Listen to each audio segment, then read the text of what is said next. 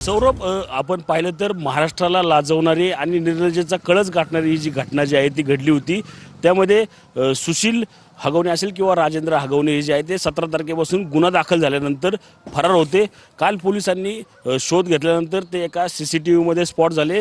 पुणे जिल्ह्यातील मावळ तालुक्यामधील या तळेगाव दाभाडेमधील ते सीसीटीव्ही आपल्याला पाहायला मिळते। त्यामध्ये राजेंद्र हगवणे जे आहे तो आपल्या मित्रांसोबत हॉटेलमध्ये जेवण करताना पाहायला मिळतो। त्याच दरम्यान त्या ठिकाणाहून त्या सीसीटीव्हीच्या अर्धा तास आधी त्याच तांबडा पांढरा या रस्त्याच्या पुढे जे आहे ते या ठिकाणी सुशील हगवणे जो आहे तो त्या ठिकाणी निघून गेला। त्यानंतर पोलिसांना ही टीप लागल्यानंतर पोलीस त्या ठिकाणी जाऊन त्याच सीसीटीव्हीच्या आधारे संपूर्ण परिसर जो आहे तो छापामारी करत त्या ठिकाणी हा माग जो घेतला। त्यानंतर अखेर सकाळी 5:30च्या सुमारास जे आहे ते सुशील हगवणे असेल किंवा राजेंद्र हगवणे असेल त्यांना पिंपरी चिंचवड पोलिसांनी अटक केली आहे। त्यांना याच आपण पाहू शकतो की पोलीस उपायुक्त परिमंडळ 2च्या कार्यालयामध्ये जे आहे ते रात्रीच्या पहाटेच्या सुमारास जे आहे त्या ठिकाणी आणलं होतं।